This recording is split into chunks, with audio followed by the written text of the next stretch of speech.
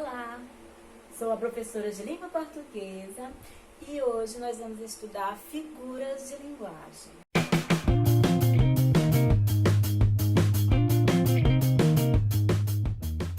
Existem várias figuras de linguagem, mas hoje nós estudaremos somente 5, que são metáfora, comparação, sinestesia, metonímia e gradação. Nós vamos dar início com a figura de linguagem metáfora. A metáfora é uma figura de linguagem que é feita por comparação, uma comparação subjetiva, porque ela liga dois termos diferentes. Então, dizemos que ela é feita por analogia, que esses dois termos eles são ligados sem o uso de conectivos, sem o uso de uma palavra que possa lhe identificar que é uma comparação, mas que você tem que entender que é uma comparação. Por exemplo, se eu digo, a minha mãe é uma flor, nós sabemos que pessoas não são flores, mas eu estou afirmando que a minha mãe é uma flor. Então, a figura de linguagem metáfora, ela tem isso, ela é uma afirmação. Ela não tem aquele conectivo que eu falei. E quais são esses conectivos? Ela não tem a palavrinha como, parecido, tal como. Ela fica direta. Eu disse, minha mãe é uma flor. Eu não falei, a minha mãe é como uma flor. Eu fui direto, afirmando que ela é uma flor. Por isso dizemos que é uma figura de linguagem subjetiva, né? Por analogia, porque nós temos que entender termos completamente diferentes um do outro, mas que liga. Se eu digo que a minha mãe é uma flor, porque minha mãe é linda, minha mãe é meiga, uma flor é linda, cheirosa, é meiga. Temos que ver as características daquilo que foi comparado, para poder entender o contexto da frase. Se eu falo, ele é um verdadeiro peixinho, eu não estou dizendo que a pessoa é um peixe, eu estou falando que a pessoa tem características de um peixe. Pode ser porque a pessoa gosta de água, pode ser porque a pessoa sabe nadar bem, porque é isso que os peixes fazem. Então tem que ver de qual sentido a pessoa está querendo falar. A figura de linguagem comparação, ela liga dois termos diferentes, assim como a metáfora, dois termos diferentes, mas ela vem de forma explícita. Por quê? Porque a gente identifica dentro da frase essa ligação. Se eu digo, ele é como um leão, então eu usei a palavra como para dizer que aquela pessoa é comparada a um leão. Então, nesse caso, nós vamos entender que essa figura de linguagem é uma comparação. Por quê? Porque ela tem esse termo. Ela é muito fácil de ser identificada. As duas são termos de comparação que liga duas características diferentes. Metáfora não tem os termos de ligação e a comparação tem os termos de ligação, que é a palavra como, assim como, é parecido, parecido com.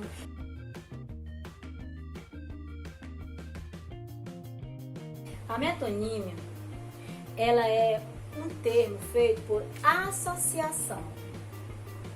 Por que eu digo por associação?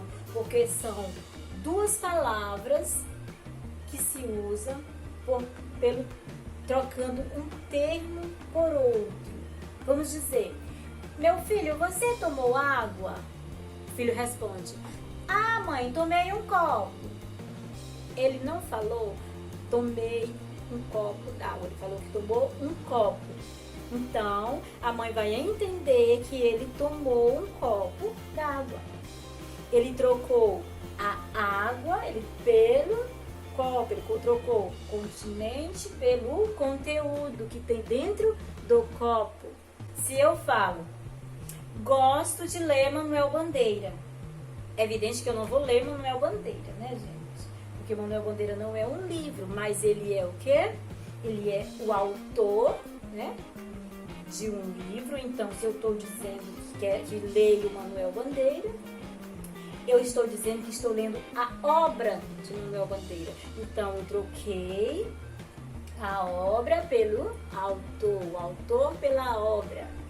Não falei, eu vou ler uma obra de Manuel Bandeira. Eu falei, eu vou ler Manuel Bandeira. E isso significa o quê? Que eu estou me referindo a uma figura de linguagem chamada metonímia.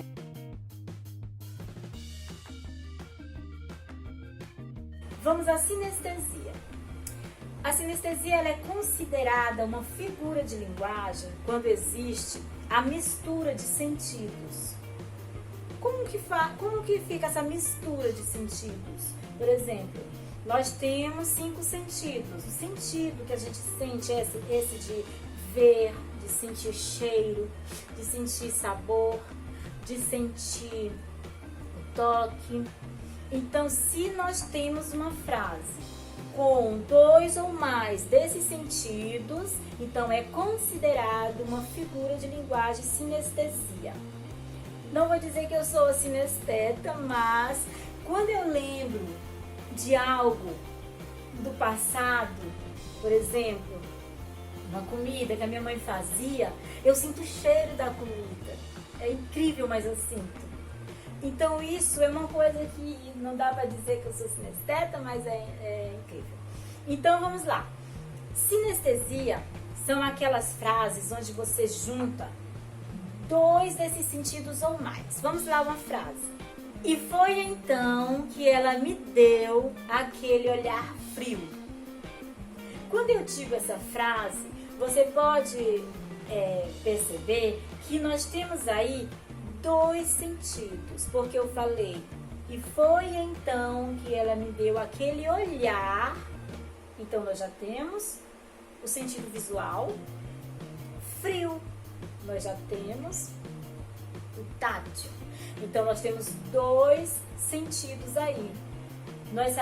E isso é tão linda, essa mistura que as pessoas fazem, brincando com as palavras, que se torna assim até prazeroso em ler. Então, a frase fica, ela me deu, e foi então que ela me deu aquele olhar frio. Nós sabemos que olhar para alguém, a gente não sente frieza, mas nesse caso, com essa mistura, a gente vai entender que aí existe uma sinestesia, que é uma figura de linguagem que une sentidos. Outra frase. Se eu digo, o teu cheiro doce. Então, aqui eu usei 2 sentidos. Eu usei a palavra cheiro, né, que a gente sente, e usei a palavra doce. Nesta frase, nós temos também uma sinestesia, porque foi a união de 2 sentidos diferentes.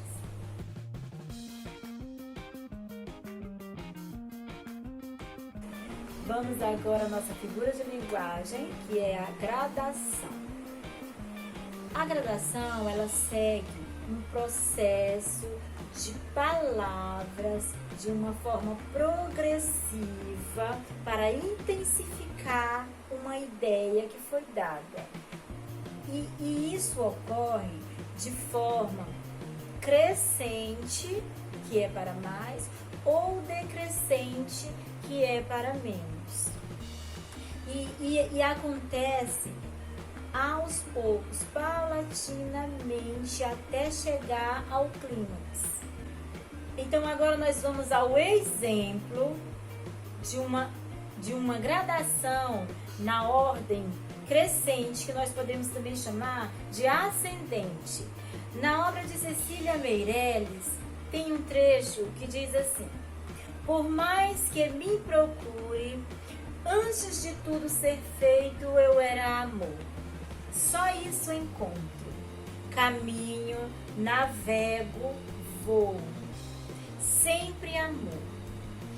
Nessa frase, quando ele diz assim, caminho, navego, voo, você encontra uma ordem de palavras que formam uma sequência que vai crescendo, começou caminhando, depois navegando até pegar voo. Então isso nós chamamos de uma gradação ascendente, que foi aumentando paulatinamente. E no processo de gradação descendente, eu trouxe um trecho da música de Flor de Lis e de Djavan, que diz o seguinte: e o meu jardim da vida ressecou e morreu, do pé que brotou Maria, nem Margarida nasceu.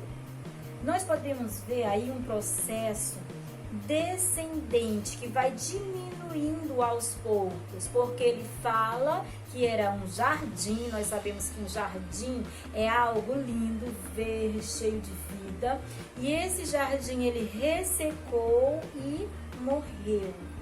E ainda fala que não nasceu, que nem Margarida nasceu. Então isso quer dizer que ele foi regredindo até chegar ao clímax para menos e se tornar nada. Isso nós chamamos de um processo de gradação descendente. Espero que vocês tenham gostado da aula e tchau!